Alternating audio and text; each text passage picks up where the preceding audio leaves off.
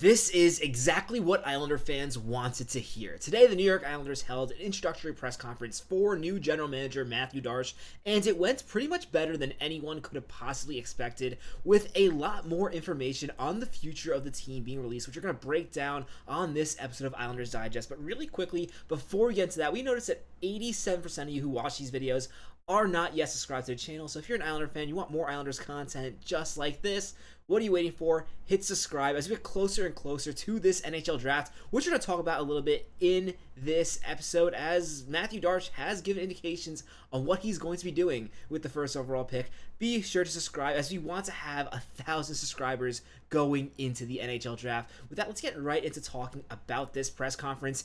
And when it comes to introducing a new general manager, you never really know what to expect. This is really Mathieu Darche's 4th day on the job. It turns out we got a lot more information about the future of this team than we would have hoped for going into this press conference. Really quickly though, it's really encouraging that the owners were not all there. It was just John Collins, and it really appears like this is the last time we're going to be seeing John Collins. He really emphasized how much this is Mathieu Darche's team. Most of the questions were answered directly by Mathieu Darche.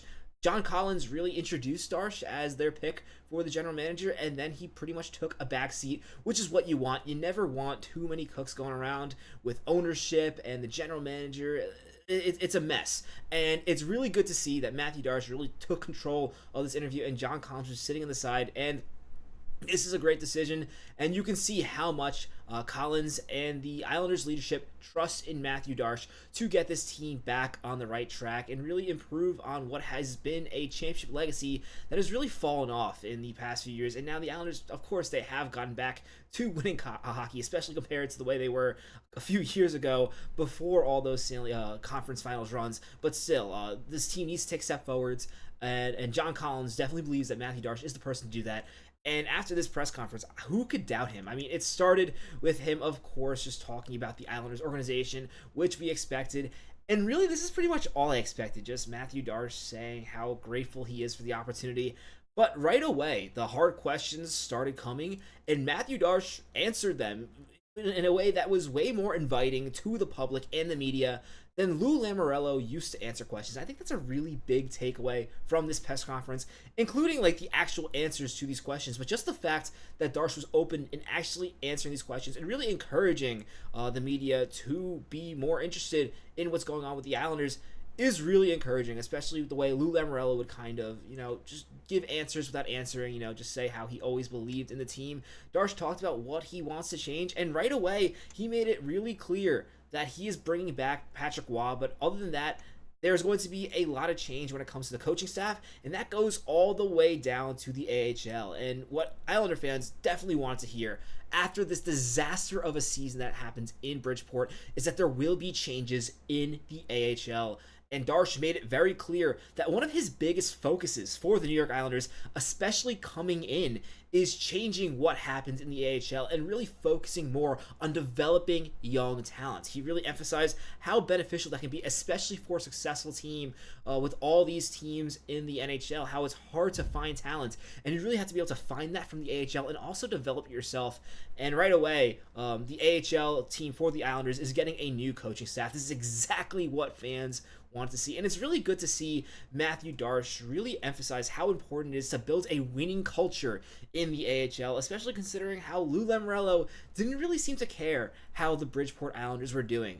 And to be fair, the main purpose of an AHL team is to bring talent up to the NHL club, and at times Bridgeport did do that, although it could have been much better. Darche is really emphasizing that he wants more than just development from the AHL Islanders, and while he wants them, the Bridgeport Islanders, to develop talent, he also wants them to be a successful franchise, which is definitely what fans want to hear. Really get the younger players winning. Like, it's the same way in Washington with the Hershey Bears. You've seen how effective it can be having a strong AHL program, and it seems like finally the Islanders have a general manager who cares about that, frankly, because it just seemed like Lou Lamoriello did not.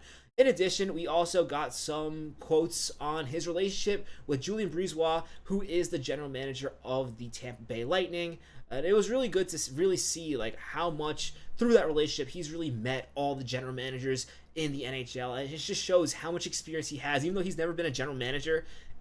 clearly, from his experience with the Lightning, he is ready for that task. And he also did tease that, during this interview process with the Islanders, he was pretty much locked out of the war room for the Tampa Bay Lightning. So that's a common practice. The main question for that was whether or not Mathieu Darche will be able to sit at the draft table for the Islanders, and the answer was yes, which almost certainly would have been the answer. Typically, when it comes to bringing in a scout from another organization, they're not going to be sitting at the table when the team drafts. You don't want to have a scout from another organization really not mess with your pick, but really give you insight that you should not have.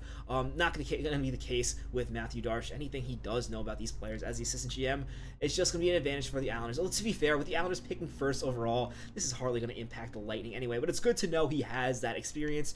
Going on about the drafts in particular, Mathieu Darche emphasized that it's going to take a offer that completely knocks his socks off to trade this pick. He really talked about drafting the best player available, and while he didn't say who he's going to draft, you're not going to know that until draft day. Some of the hints about what he was talking about when it comes to what type of Islander teams he wants to build, at least for me, kind of gave me an idea of who he is going to draft. Watching this press conference, which I highly recommend if you have not already, to check out the entire press conference. We're going to go over all the big stuff that was talked about in this video, but still, I think it was a really good press conference to watch. Compared to a lot of other press conferences around the NHL that I have watched, I was really impressed with this one, both with how honest Darche was, and also the way he answered the question. You can already tell this is professional. The Islanders got a really good general manager in Mathieu Darche. We'll have to wait and see what moves he makes. And right away, he's saying that a move he won't be making is trading that first overall pick. And when he was talking about what type of team he wants to build with the Islanders, in addition to talking about development, he really talked about how he wants this team to be a faster-paced team, a team that really still defends well, but defends through speed, and really emphasize how building a fast team doesn't necessarily mean focusing only on offense. It's really focused on quick transition and really defending through attacking the puck and really being able to strike quickly, and really emphasizing how important defense is when it comes to being a fast team, and talking about how he felt that the Lightning's championships, while they were scoring all those goals and everyone talks about the offense, he talks about how he felt they were built upon strong defense and that they won the championships because they defended better than anyone else. Islander fans know just how hard it was to score against the Lightning in the conference finals, and because of that, I do think this is a little hint that he is going to be drafting defenseman Matthew Schaefer. He checks all the boxes of what type of team he wants to build in terms of quick defensive, and the fact that he's not even considering trading this overall pick proves to me that he probably isn't considering drafting James Hagan, at least with the first overall, or moving down with that pick. That was just my impression. Granted, he didn't reveal any of that. That's just me reading between the lines. But everything he was saying about what type of Islanders team he wants to build, it really just sounded like Matthew Schaefer. And if that's the pick, I'm going to be absolutely ecstatic. Let me know in the comments as well who you want the Islanders to draft. I know there are a bunch of different opinions about that. Moving on, he also gave us an injury update about Bo Horvat, which we really have never had with the Islanders. It's always been, upper body, lower body, day to day, and then day to day turns into an entire season. In the case of someone like Varlamov or even Barzal, that week to week became out for months. Now we know exactly what the Bo Horvat injury was, and we made that video a few days ago about when he left the Worlds, and it turns out he had an ankle injury. He's only out 4 to 6 weeks, so there are zero concerns about Bo Horvat for the New York Islanders, and this is just good to know as a fan, and more importantly, it is really encouraging that Darche is going to be way more upfront to the fans, giving us the information we want to know. I understand, you don't want to reveal everything about what a player is going through, but something like this, like Bo Horvat, an ankle injury, that's clearly not going to hamper him down the line. It's not going to cause anything long term. There's really no reason to keep this quiet from the fans. When we're concerned about Bo Horvat, we want to make sure he's healthy, and this is good to see that perhaps we'll be getting more of this in the future now that Darche is in charge. Also, he did clarify that he has not made any decisions on assistant GMs. I know a lot of people want to see Chris Lamoriello fired or at least demoted in some capacity. Darche has really said that he's not focused on that decision yet. Rather, it seems really clear that Darche's biggest focus right now is on getting the coaching staff, especially for the AHL, as he wants to go in a different direction and really work on getting more developmental coaches. As Darche talks about, right now there are a lot of teams looking for coaches, so that is going to be one of his priorities. He also emphasized in this press conference that he has met with several Islanders players already and has really been talking to them, getting feedback on what they think about this team, also talking to several members of this staff, getting a real feel of what he has. And yes, as we know, Patrick Watt will be returning as the head coach. He will finally have the choice to bring in his own members. And this is really Mathieu Darche. It seems like he understands what is important at the moment. Obviously going to be focusing on the coaching staff right away because that is the most important thing to get to. And then from there, he's going to definitely look into making his changes with the Islanders staff, with the understanding that it's not going to be easy to change up the staff entirely before the draft. I know a lot of Islander fans want to see complete carnage, but for now, the coaches being let go, other than Patrick Watt, is likely going to be all the carnage we get. And then from there, Darche's new focus is going to be first bringing in coaches for the AHL, and then of course also evaluating what he has on this roster.